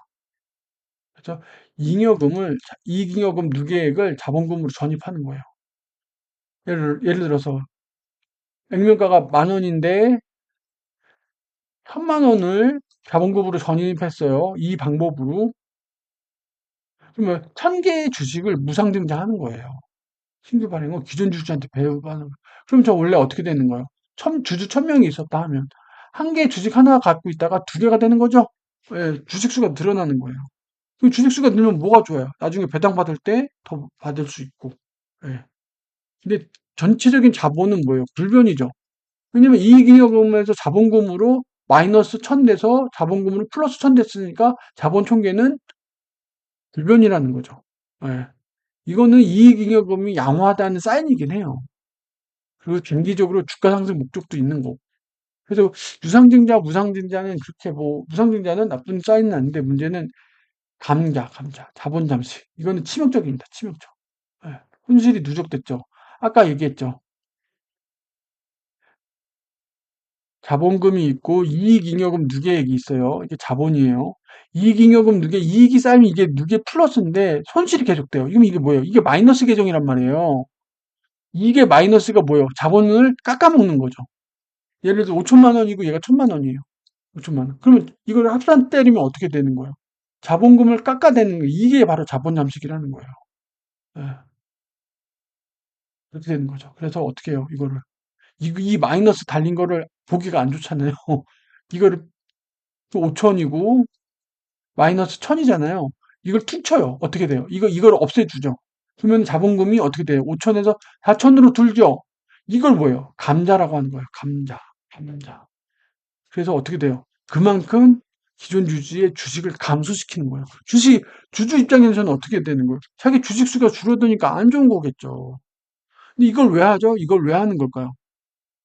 이거를 마이너스를 덜렁덜렁 달고 있으면 안 돼요. 이걸 덜렁덜렁 달고 있으면 안 돼요. 상장 폐지 회피하기 위해서. 자본금이 50% 이상 잠식이 되면 관리 종목 지정이 되고요. 2년 지속 상장 폐지가 된다는 거예요. 그래서 자본금 감소를 통해 자본 잠식 상태를 제거하는 거예요. 예, 그런 거죠. 그렇게 보시면 되고, 채권과 주식, 채권은 뭐죠? 예, 정부, 공공기관들이 채권을 합니다. 그러니까 이자를 받고 만기가 됐을 때 원금을 받는 거예요. 저수익과 저유요. 만기 보유하여 이자 수익, 그 만기 동안의 이자 수익과 원금을 받는 거죠. 안정적이죠, 안정적이죠. 그렇다고 뭐, 원금 보장은 아니에요. 이것도 잘 보시긴 해야 돼요. 그리고 채권의 시세 차익도 있어요. 예. 채무 불이행 위험도 있긴 해요. A라는 회사가 채권을 발행을 했는데 A 회사가 도산할 수도 있잖아요. 그래서 회사들은 뭘 내죠? 회사채를 내죠. 회사채. 회사는 아까 얘기했죠. 기업의 신용도에 따라서 A 플러스 이렇게 나오긴 합니다. 예. 그리고 채권의 가격이 떨어질 수도 있어요. 유동성 위험이 있을 수도 있고, 채권에 대한 거래가 활발하지 않고 해당 그 채권이 사람들이 별로 거래가 활발하지 않으면 이게 팔려고 해도 안 팔리는 경우가 있어요. 그리고 본인의 채권의 이 이자가 인플레이션이 막 너무 높아. 그러면 이자율보다도 인플레이션이 높으면 이거는 계속 마이너스인 거잖아요. 그렇잖아요. 요게 좀 잘 보셔야 돼요. 인플레이션이요. 요거를. 예. 이걸 좀 잘 보셔야 되고. 그래서 채권을 좀 보시면 시장 금리가 낮아지면 채권을 팔고 시장 금리가 높아지면 채권을 구매하라. 시장 금리랑 채권의 가격은 반비례 관계입니다. 반비례. 그래서 이렇게 좀 봐주시면 돼요. 근데 그게 항상 그러냐? 그렇지는 않아요. 항상 우리가 뭐죠? 그때그때 투자 심리가 작용을 돼서 이걸 고려를 같이 해주셔야 돼요. 이래서 투자가 어려운 거예요. 공식처럼 딱딱 정해져 있지 않아요. 아, 전체적인 채권, 주식, 금리, 아까 얘기했죠. 금리, 환율, 채권, 주식 이 메커니즘을 기본적으로 머릿속에 넣어 놓으시고 그러면서 전체적인 어떤 경제적 흐름과 돈의 흐름은 파악하고 계시되 그때 상황에 따라 투자 심리, 경제 상황이 어떤지를 같이 실제적으로 좀 같이 고려를 하셔야 되는 거예요. 그래서 투자가 머리만으로는 안 된다는 게 그래서 그런 거예요. 예. 그래서 그런 거예요. 그렇게 보시면 되고 투자에는 직접 투자, 펀드 가입하는 간접 투자, 분산 투자, 홀리포트 이런 투자라고 하는데 여러분들이 보통 이렇게 얘기했죠. 상관관계 보셔야 돼요. 상관관계가 마이너스 이내로 포트폴리오를 짜셔야 그게 해칭의 효소가 있는 거거든요. A, B, C, D가 다 동일해요. 상관관계가 다 플러스야. 그러면은 A가 망하면 B, C, D도 같이 망한다는 거예요. 이걸 역방향이 되게 해야 된다는 거예요. 그래서 이게 원금 보존을 하기 위한 모형으로 분산 투자를 한다는 거죠. 그럼 부자들이 많이 해야 하는 거예요. 근데 여러분들이 부자가 아닌 사람들은 어떻게 해요? 집중 투자 하셔야 돼요. 집중 투자. 집중 투자. 돈 없는 사람이 돈 벌려면요, 분산 투자 안 돼요. 힘들어요. 그러면 되게 아이러니한 게 뭐죠? 워렌 버핏이 원금을 잃지 말라는 게 첫 번째 원칙이죠. 원금을 잃지 않으려면 저 포트폴리오를 해야 되거든요. 이게 되게 어려워요. 그러니까 나는 돈을 벌고 싶어 주식으로. 근데 분산 투자하면 돈을 못 벌겠어. 집중 투자해야 돼. 그러면 집중 투자하면 어떻게 돼요? 원금을 잃을 확률이 높단 말이에요. 원금을 안 잃으려면 어떻게 해야 돼요? 그 모형으로 나온 게 저 포트폴리오 분산 투자란 말이에요. 분산 투자하면 돈 못 버는데 돈을 지키기 위한 약간 그런 느낌이에요. 분산 투자는. 그래서 쉽지 않은 거죠. 그러면 어떻게 해요? 어떻게 해요, 이걸? 주식으로 하고, 채권으로 하고, 현금으로 하고, 이렇게 섞어야 된다는 거예요. 주식으로 포트폴리오 짜지 말고, 주식으로 포트폴리오 짜지 말라는 거예요. 주식은요, 돈이 없을 때 집중 투자하시고요. 이걸 섞어내요. 이걸 섞어. 야, 주식에도 들어갈 돈도 없는데 채권 현금 내가 어떻게 하냐. 그래서 어려운 거죠. 그래서 투자가 어려운 거예요. 내가 다 가진 돈 1억, 내가 가진 1억, 주식에 몰빵, 주식에 몰빵 났는데 A 주식에 몰빵. 이거는 망하는 거지. 이건 원금. 그러면 어떻게, 1억 어떻게? 주식에 3천, 채권에 3천, 현금에 뭐 얼마, 이렇게. 그럼 얘가 조금 반등돼도 얘가 올라와가지고 얘가 지켜주고. 그래서 전체 원금 얼마? 1억을 유지할 수 있게. 이게 원금을 지켜라 1원칙인 거예요. 이게 워렌 버핏이 얘기하는 1원칙. 원금을 잃지 말아라고 하는 게 이거예요, 이거. 이거예요, 이거. 주식으로 A, B, C, D 짜놓고서 1억 여기다 넣어놓고, 야, 이게 아니라고요. 이게 아니고요. 예, 그렇게 보셔야 돼요. 그래서 자산의 포트폴리오, 상관관계를 보고, 그래서 전체 금액 내가 투자 1억이다.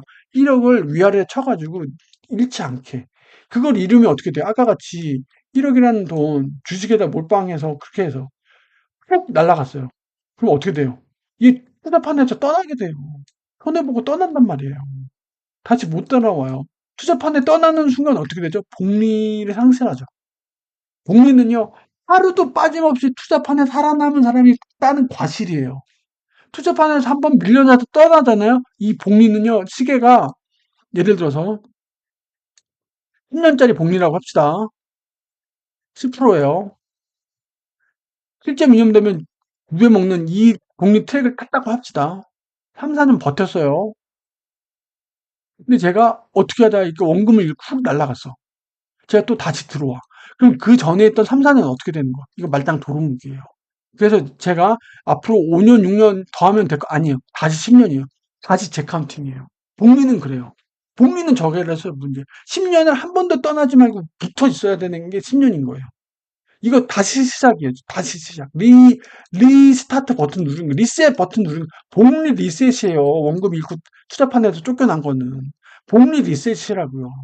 복리 리셋이에요. 그래서 투자판에서 살아남아라, 버텨라, 원금을 잃지 말아라고 하는 이유가 왜 그래요? 저 복리의 끈을 놓지 않기 위해서예요. 저 복리의 끈을 놓지 않기. 복리의 끈을 놓지 않아야 부자가 될 수 있기 때문이에요. 저도 잘 안 돼요. 안 돼요. 안 되는데 어렵지 지금 느끼고 있는 것 뿐이에요. 되게 진짜 어려운 것 같아요. 아, 어려워요. 부동산 보겠습니다. 부동산은 저는 이제 공인중개사 자격증이 있으니까 조금 얘기가 많긴 해요. 근데 되게 중요한 얘기긴 합니다. 여러분들, 제가 공인중개사 딴 계기 말씀드렸죠. 깡통 전세돼서 그렇게 되고, 얼마 전에 또 전세 사기 있었죠. 여러분들, 부동산, 여러분의 인생에 걸린 거예요. 공부 좀 하셔야 돼요. 이거 정말. 공인중개사 믿지 마세요. 공인중개사 저도 따는데 공인중개사 믿지 마세요. 여러분들의 인생이 걸린 몇 천만 원 전세자금, 전 이 전세제도 자체가 너무 위험해요. 사금융 너무 위험해요. 진짜 이 갭 투자도 그래요. 이것도 그렇고 전세 제도가 있기 때문에 갭 투자가 있는 거거든요. 진짜 어떻게 이런 제도가 있는지 모르겠어요. 근데 그렇기 때문에 근데 우리가 얘기했잖아요. 금융 자본주의잖아요. 갭 투자가 됐기 때문에 부동산 시장이 이렇게 커진 부분도 없지 않아 있긴 해요. 이것도 레버리지라고 하잖아요. 갭 투자도 레버리지 하나거든요. 아, 그래서 저는 요 내용들은 저는 공인중개사 준비했기 때문에 조금 아는데 좀 빨리 해볼게요. 근데 여러분들이 반드시 아셔야 되는 내용들로 채워져 있긴 해요.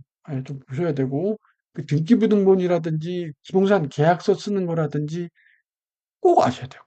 반드시. 이거는 반드시 체크하셔야 돼요. 이거 뭐 요즘엔 유튜브도 너무 많잖아요. 공부하셔야 돼요. 큰일 납니다. 큰일. 여러분들이 인생 몇 천만 원 그게 진짜 날아가요. 매구제, 부동산, 투자재, 노후 대비 증여의 대상. 거의 뭐 자본주의의 만병통치약이죠. 그래서 뭐 유명한 말 있죠. 똘똘한 한 채. 왜 그럴까요? 땅은 늘어나지 않아요. 희소성이 있단 말이에요. 홍콩이 얼마나 비싼지 아시죠? 땅값이.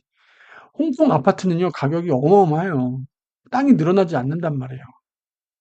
그래서 집을 짓기 위해 확보한 땅에, 이거는 건축법에서도 나오고, 공인중개사 공법에도 나오는 전문 용어입니다. 대지 면적, 집을 짓기 위한 면적, 건폐율 뭐죠? 많이 들어보셨죠?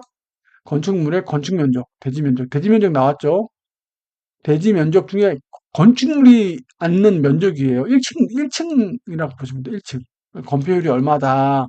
상업지구 같은 거 높은 건폐율을 허용을 한다는 거예요. 원래는 이렇게 대지 면적이 있으면 어느 정도 이게 규정이 있어요. 근데 상업지구는 컴팩트하게 짓는단 말이에요. 그리고 한 상업지구의 놀라운 점은 뭐냐면 일조권이 없어요. 일조권. 지금 보면 빌딩 이렇게 돼 있는데 이 코앞에 지은 데들 있죠. 이 아파트에 어떻게 보면 이 아파트를 상업지역에 지은 거예요. 진짜 건축사들이 정말 나쁜 거예요. 일조권이 없어요. 그 택지 주거지역에 지어야 돼 일조권이 규정이 있거든요. 상업지구는 이게 없단 말이에요. 그러니까 이 코앞에다 호텔 지어놓고 거의 지금 이런 데들이 이런 말도 안 되는 건물들이 들어서는 게 어떻게 해요, 여러분들? 여러분들 그거 보셔야 돼요. 보시고 입주하셔야 돼요. 내가 들어가는 그 주거 주택이 상업지구인지 어떤 지구인지를 보시고 들어가야 된단 말이에요. 연면적.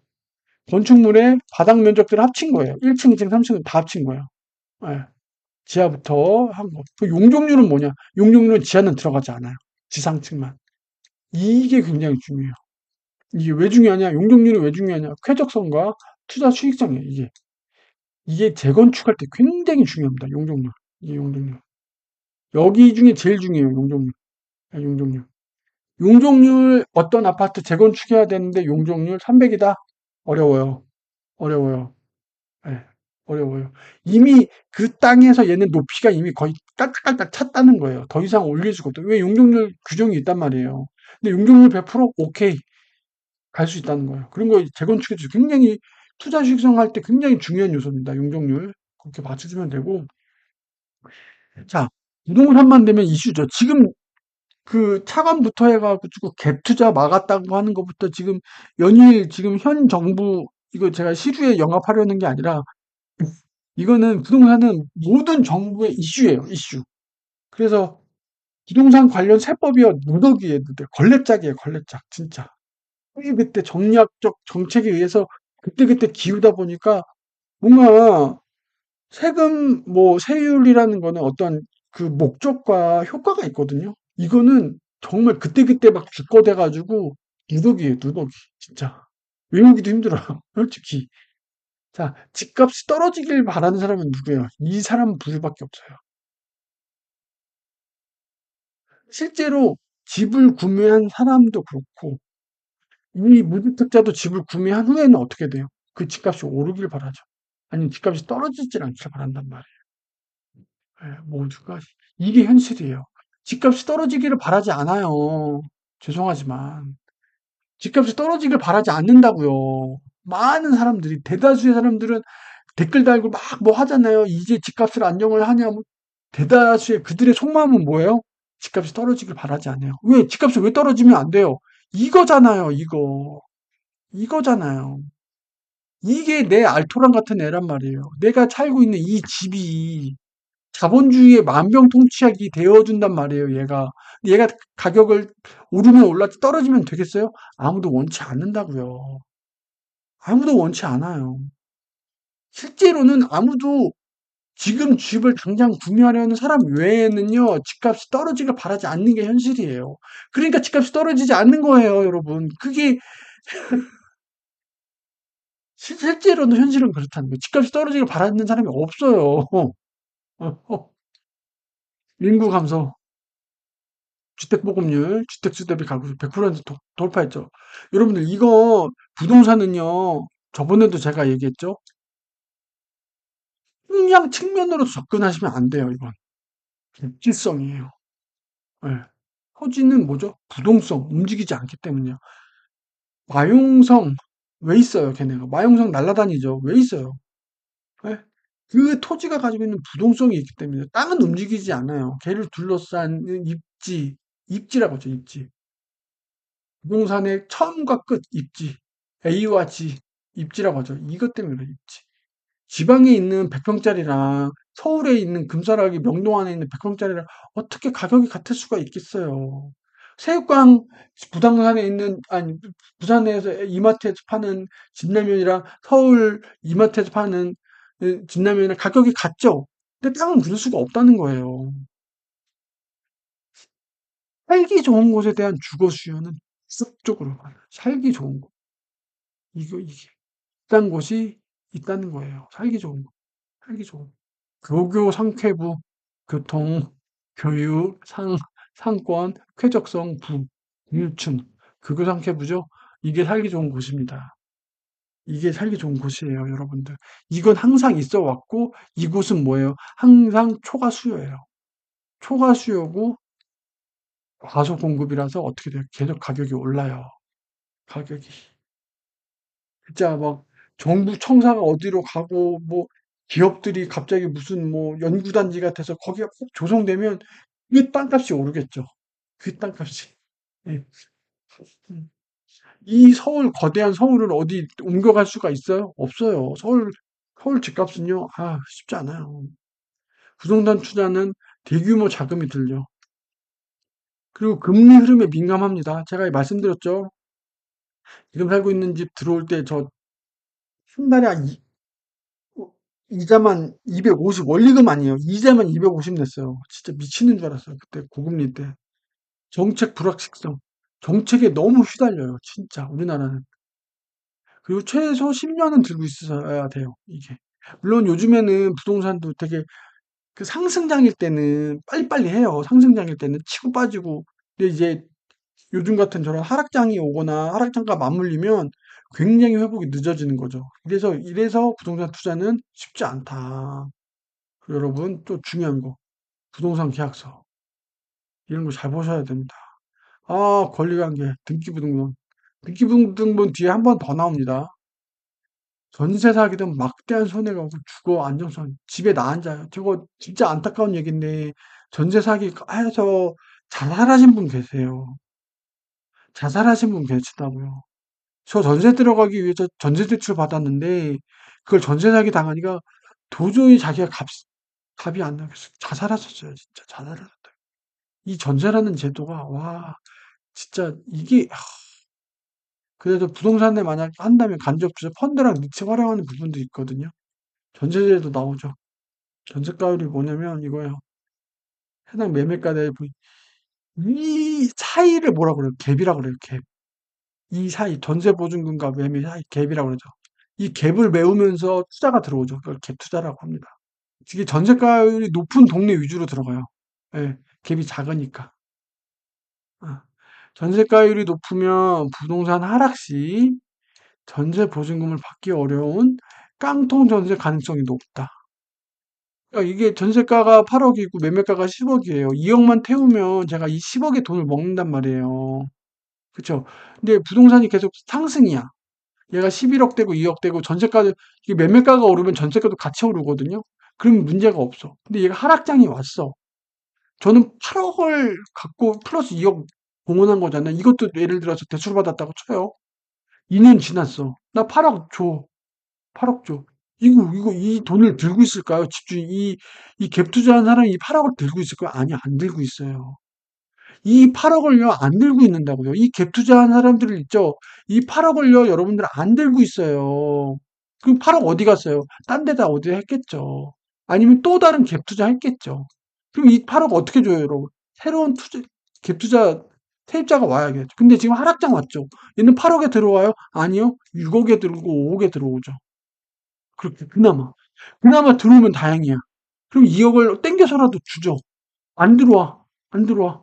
근데 이 8억 한 건 다 지금 아살이 났어. 그러면 어때? 이 집 경매 넘어가죠. 난리 나는 거예요. 제가 된 게 이거예요. 깡통 전세.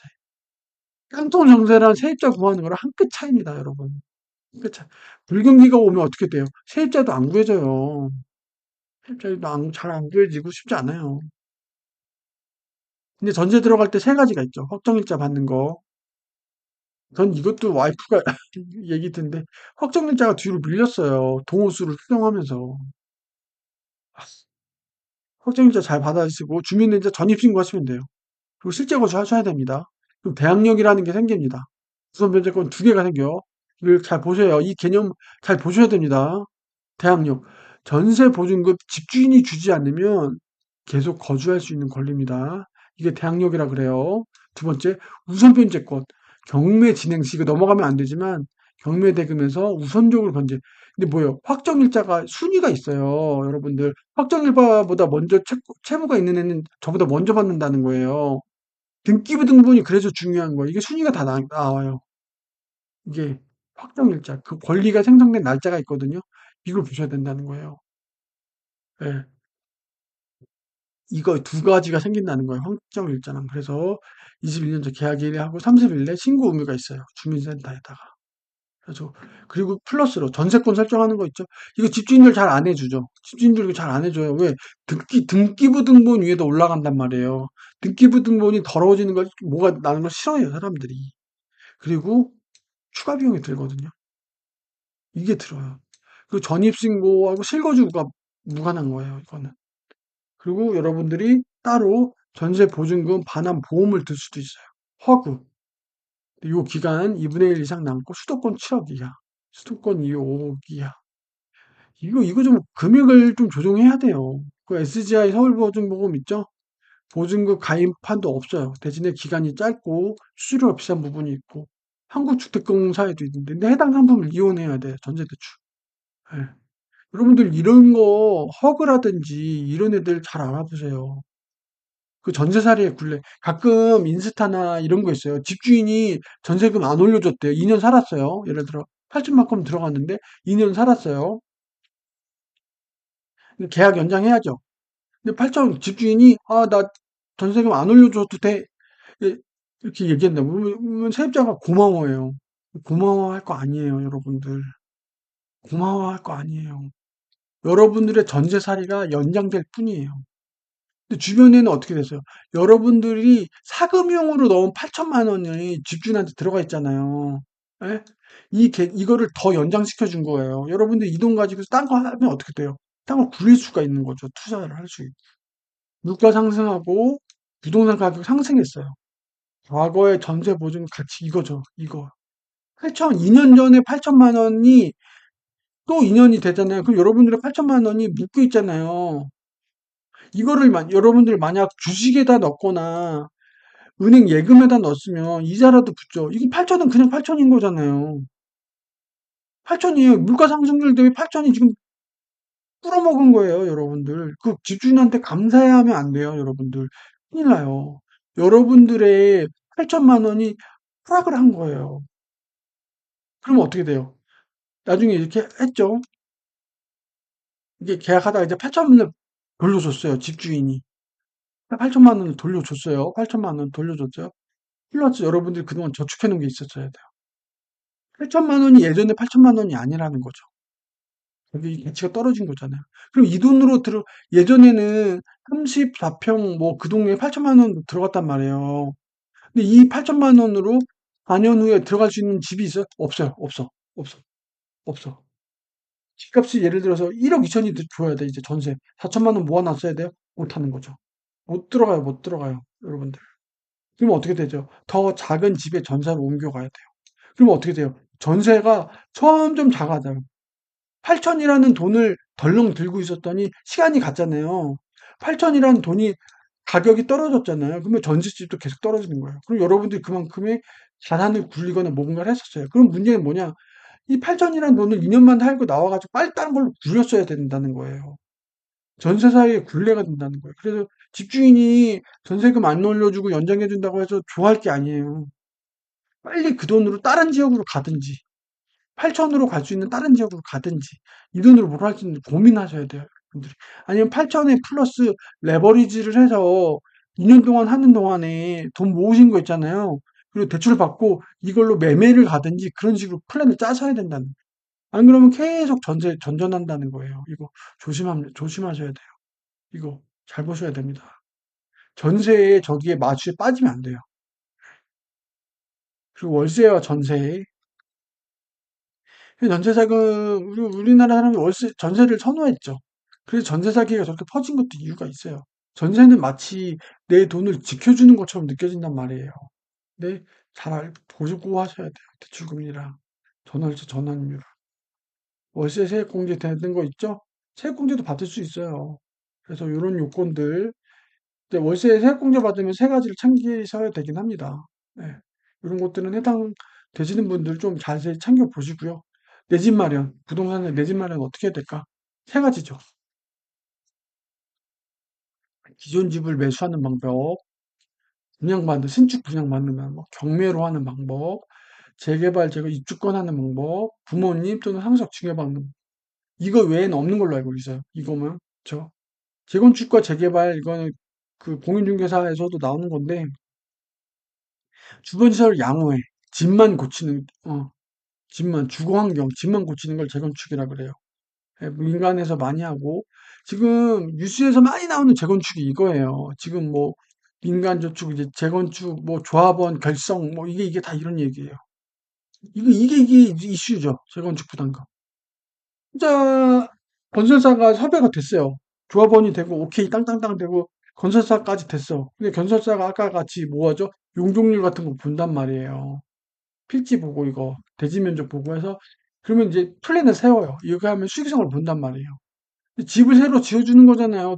그 건축비가 든단 말이에요. 신규 입자하더라도 너네들한테 기존 입주자한테 예전에는 거의 날로 들어갔단 말이에요. 동호수 본인이 원하는 거 들어갔단 말이에요. 요즘에 어때요? 건축비 5억 내 이렇게 되는 거예요. 네. 5억 내 어떻게 내? 그럼 여러분들 재건축할 때도 여러분들 뭐예요? 여러분들이 눌러앉고 있는 이 땅의 가치가 높아야 돼요. 이 땅의 가치가. 예, 이 땅의 가치가 높아야 수익성이 나는 거예요. 예. 그 초과 수익 환수법도 들어가고 있죠? 예. 재개발은 뭐냐? 이건 조금 국가 쪽에서 공공에서 하는 건데 그냥 일정 지구를 다 갈아엎는 거예요. 그래서 주거비라든지 영업보상비 이런 거. 이거 약간 공공의 목적으로 많이 들어가는 거죠. 예. 주택청약 종합저축. 이거 많이 하죠, 주택청약. 새 아파트를 부정하는데 첫 번째 1순위 조건이죠. 청약 통장 갖고 있는 거. 2에서 50만 원까지 인정을 해주는데 10만 원만 되고 미성년자는 24회 정도 부으면 되고. 분양가가 이게 상한제가 들어가다 보니까 건축비를 상한제를 걸어놨어요, 정부가. 그래서 주변 시세보다 조금 저렴하게 나오는 거예요. 이 신축 아파트, 신축 이것들이. 그래서 로또가 된다, 만다, 뭐 그런 얘기가 있는 거잖아요. 그래서 전매 제한을 걸어두죠. 너 분양권 받고 대신 하는데 일정 기간 실거주해야 돼. 그런 것들이 걸린 게 있죠. 그리고 주택담보대출을 활용해서 지불하는데 이게 이슈죠. 이게 이슈입니다. 그래서 LTV, DTI, DSR 이게 세 가지를 걸고 있죠. 이거 세 가지. 이거는 집값의 얼마, 60%, 연간 소득의 얼마, 그 모든 대출 원금과 이자, 이게 스트레스 DSR이라고도 또 들어가는 게 있거든요. 이게 점점 이거 점점 어려워지게 해놓은 거예요. 예. 하고 대출 금액, 주택가액 이렇게 보시면 되고 요거는 이게 공식들이에요. 1번 LTV, DTI, DSR. 요거는 상식적으로 좀 알아봐 주시면 좋을 것 같아요. 그리고 조정대상 지역, 투기과열지구, 투기지구 이런 것도 이렇게 다 지정하고 있죠. 이것도 한번 봐주시면 좋고 대출 상환 방식, 원리금, 원금, 만기일시 상환.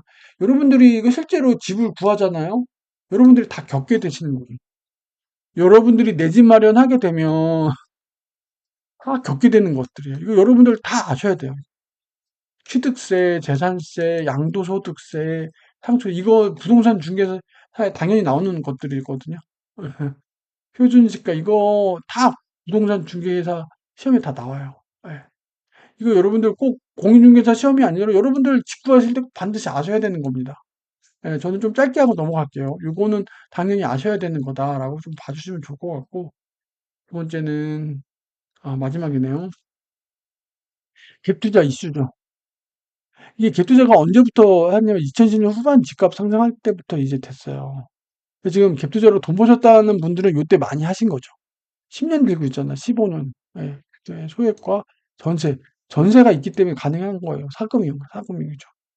예, 그렇죠.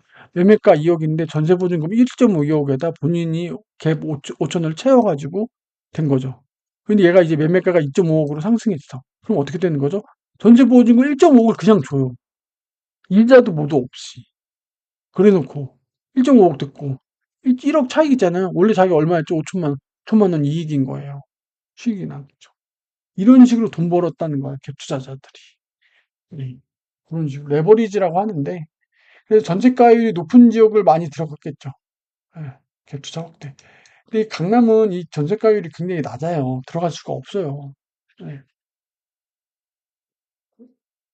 전세제도를 활용한 우리나라만의 전세제도 큰 투자 전략입니다. 하락장이 없거나 새로운 채입자를 구하지 못하거나 전세보증금 추가 대출을 받아서 반환. 그렇죠. 경매. 세입자에 비해 피해가 좀, 이게 되게 안 좋아요. 세입자에게 피해가. 그, 세이노에서 그 투자하셨던 분이 여러 가지, 아니, 자기는 갭 투자는 안 한다고 얘기하세요. 그 이유가 뭐야? 이거죠. 그냥 투자를 하다가 손해를 볼 수 있잖아요. 나 혼자 손해보면 오케이. 그건 내가 못해. 근데 갭 투자를 했는데 이 손해가 세입자한테까지 가잖아요. 그게 지금 전세 사기고 저렇게 된 거잖아요. 이거는 세이노님은 자기는 이거 안 한다고 했어요. 이거 안 한다고. 이거 안 한다고. 자기는 투자를 할 때 뭔가 내가 혼자 독박으로 죽고 내가 그건 오케이 알았어. 내가 못한 거니까 알겠어. 근데 이걸로 인해서 다른 사람한테 피해를 주는 건 안 한다고. 물론 투자를 할 때 사돈에 팔촌 돈 꿔가지고 보증 세워갖고 하면 그것도 문제인데 이거는 구조 자체가 저렇게 돼 있잖아요. 구조 자체가. 그래서 자기는 세이노님은 이거 안 한다고 하시더라고요. 예. 그분의 어떤 사상을 알 수 있었던 거죠. 저도 저건 동감을 해요. 예.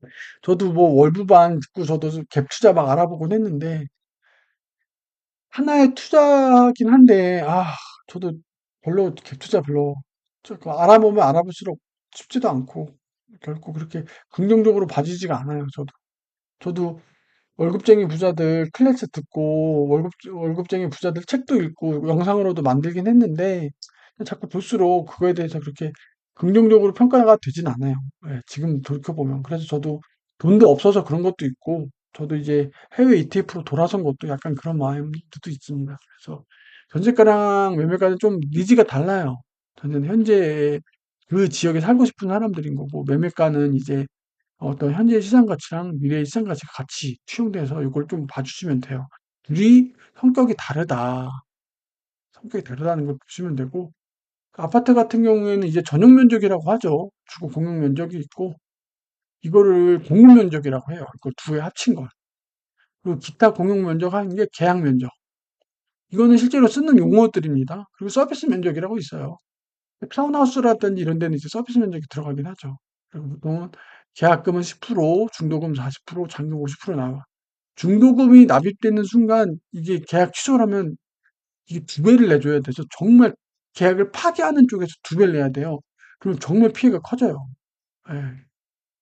그리고 부동산 시장에 따라서 중도금을 예를 들어서 부동산이 상승장이에요. 원래 집주인이 계약을 파기하고 싶어. 가격이 막 오른단 말이에요. 그럼 중도금을 내기 전에 계약금 정도 이렇게 두 배 내고 파기하는 사례가 실제로 있었어요. 불장 왔을 때. 그리고 하락장일 때는 어떻게 하죠? 매수하는 사람이 지금 이 가격 더 떨어졌는데 집주인 입장에서는 뭐예요? 빨리 계약하고 있겠죠. 그래서 부동산 상승장일 때는 매수자가 중도 일자를 빨리 잡고 싶어 하고 하락장일 때는 뭐예요? 매도자, 집주인이 빨리 잡고 싶어 해요. 그래서 이래나 저래나 중도금은 좀 신속하게 잡는 게 좋아요. 뭐 가능할지 모르겠는데 일주일, 이주일, 2주 정도? 예. 한 달까지는 조금 많이 걸릴 수 있고 애타는 사람이 마음이 있다는 거죠. 여기가 단독주택과 공동주택 구별하는 게 있습니다. 이거는 공인중개사 공법에 나오는 얘기긴 해요. 그리고 등기부등본 여러분들이 꼭 보셔야 돼요. 기본으로 이거 보실 줄 알아야 돼요. 예. 실시간으로 변경돼요. 여러분들 예를 들어서 10월 2일 날 입주일이에요. 그날 이제 잔금 확인하고 집주인한테 키 받는데 이날 오전까지 등기부등본 떼보셔야 돼요. 이 전날 집주인이 뭐 했는지 몰라요. 여러분 그거 되게 중요해요. 진짜 중요해요. 왜냐면 등기부 이거 반영일이 그래요. 이게 계약일이. 이 계약일이 하루 늦어요. 등기부등본이 예를 들어 10월 1일 날 반영했으면 계약 그 소유명일이 이틀인가 지나기 때문에 이게 항상 늦어요. 이게 항상 이슈예요. 이슈. 계약 직전까지 직접 아침까지 또 뛰어 보셔야 돼요. 근데 등기부 하루 사이에 등기부등본에 뭐 이상한 거 들어갔다 계약하시면 안 돼요. 여러분들 정말 그런 집주인들 악독한 사람도 있어요. 진짜로. 예. 그 등기부등본은 표제부, 갑구, 을구로 돼 있습니다. 실제로 여러분들 인터넷 치시면 양식이 있거든요. 실제 한번 떼보세요. 아니면 전 그러면 자기 집 한 거 한번 떼보세요. 누구든 뗄 수 있어요. 누구든. 누구든. 누구든 뗄 수 있기 때문에 한번 떼보세요. 요거 기본적인 정보 있고요. 갑구 중요합니다. 소유권, 변동 들어가요. 예. 이거 들어가면 하시면 위험해요. 가등기 가처분. 이 소유권에 대해서 누가 뭔가를 걸어 놓은 거예요. 이거 뭔가를 걸어 놓은 거예요. 그래서 등기등본 깨끗하니 안 깨끗하니 요거 이거 들어가면 안 돼요. 그리고 소유권 제외 권리사항 이것도 을구도 중요합니다. 을구도 막 보시면 안 돼요. 이거 근저당 돼 있냐 이거 근저당 잡혔는데도 들어가는 집들이 있어요. 왜냐 워낙 내가 이 지역에 꼭 살아야 돼. 근데 보니까 근저당 잡혀 있단 말이에요. 집주인들이 근저당 많이 잡아놔요. 이거 은근히 채권 최고예요. 은행들한테 보통 이거 근저당 가죠. 전세권 설정. 전에 살던 사람이 전세권 설정해 놓은 거예요. 예. 임차인이 존재한다고. 이런 거 꼭 보셔야 돼요. 이런 거. 변제 순위가 먼저 있는 거예요. 예, 순위. 그리고 전세 보증금 얼마 있다는 거죠. 전세권 설정해 놓은 거예요. 그래서 위험한 집 기준을 이렇게 놓거든요. 아니에요. 근데 제 경험으로 얘기할게요. 근저당 잡혀 있으면 들어가지 마세요. 예. 근 예를 들어서 집값이 2억이에요. 근저당이 1억 잡혀 있어요. 50억, 50% 잡혀 있죠. 괜찮다고 막 얘기를 해요. 막, 아니에요. 괜찮지 않아요. 이거 집주인이 돈이 없어서 세입자 안 들어와서 돈이 없어서 이게 넘어가잖아요. 유찰 될 때마다 20에서 30% 까져요. 1억 털어먹는 거 일도 아니에요. 이 사이에 후순위 있어도요. 1억 얘가 1순위고 후순위잖아요. 얘가 1순위란 말이에요. 근저당이. 얘가 1순위예요. 2억에서 유찰 받을 때 20% 30% 나가면 얼마씩 따져? 몇 천씩 깎여요. 1억 찍는 거 일도 아니에요. 그 사이에 제 전세금 없어진다니까요. 그러니까 제가 얘기해 드릴게요. 근저당 있으면요. 들어가지 마세요. 근저당 있으면 들어가지 마세요. 근저당 있으면 들어가지 마세요. 그리고 또 중요한 거. 건축물 대장 떼보는데 제가 깡통 전제된 케이스가 뭐냐면 후순위로 밀린 케이스가 동호수가 누락돼 있었어요. 제가 얘기했잖아요. 이게 집이 이상한데 1층인데 이거 쪼갰어요, 집주인이. 이거를 가게로 쓰고 이거를 전세집을 준 거예요. 동호수가 이게 하나가 102호인데 이걸 쪼개냈다 보니까 이상해진 거예요. 전입신고했을 때 이게 동호수가 빠져 있는 거예요. 이런 거 막으려면 여러분들 어떻게 해줘요? 빌라 일단 위험하고요. 부동산 계약서, 건축물 대장, 등기부 등본에 있는 정보들이 다 일치해야 돼요. 이걸 뭐라고 그래요? 부동산의 삼위일치, 트리니티라고. 이거 꼭 보세요. 등기부 등본 보셔야 되고 계약서 보셔야 되는데 이것까지. 그래서 여기에 나오는 얘기했죠. 이런 거. 층수 이거. 이거랑 건축물 대장 일치해야 돼요. 일치해야 돼요. 여러분들의 계약 주체가 건축물 대장이랑 일치해야 되고, 그러니까 등기부등본상의 소유권과 일치해야 돼요. 여러분들 이거 세 개 반드시 일치시키세요. 안 그러면 저처럼 동호수 누락돼가지고 깡통 전세되면 후순위 밀리고 막 이런 케이스가 있어요. 진짜 이게 묘묘한 사례가 벌어져요. 정말로. 여러분들 제가 제 인생을 걸고 조언 드리는 겁니다. 이거 집 계약하실 때 이거 꼭 보세요. 꼭 전세 계약하실 때 세계일치시키세요. 세계일치시키세요. 여기에 나와 있는 정보들이 똑같진 않아요. 조금인데 여기에 일단은 뭐 면적이다, 동호수다 이게 다 일치돼야 돼요. 여러분들 일치시켜야 돼요. 예. 아, 솔직히 이 부동산 파트에서는 제가 얘기하자고 들면 할 얘기 정말 많거든요. 정말 많은데 너무 길어질 것 같아서 요 정도만 할게요. 갭 투자랑 이 등기부 등본 정도만 하고. 이분이 되게 중요한 얘기를 많이 하셨어요. 우리가 살아가면서, 이 사회를 살아가면서 기본적으로 알아야 될 상식, 하지만 매우 중요한 얘기들을 정리해 놓으셨기 때문에 한번 꼭 읽어보세요. 특히 이쪽 파트는 제가 되게 와닿았어요. 예, 실무적이면서도 와닿았기 때문에 갭 투자 얘기, 등기부등본 얘기, 부동산 계약서 쓰는 얘기, 그 얘기가 굉장히 잘 어렵지도 않아요. 굉장히 잘 와닿았기 때문에 이 부분은 꼭 한번 꼭 봐주시길 바랄게요. 오늘 굉장히 긴 시간 또 말씀을 드렸네요. 말씀을 드렸고, 이 책 굉장히 좋은 책이고 쉬운 책이고 한번 꼭 읽어보시기 바랍니다. 긴 시간 시청해 주셔서 감사합니다. 당신도 할 수 있다. 쇼이캔 TV 그리고 대신 독서하는 남자 대동남이었습니다. 감사합니다.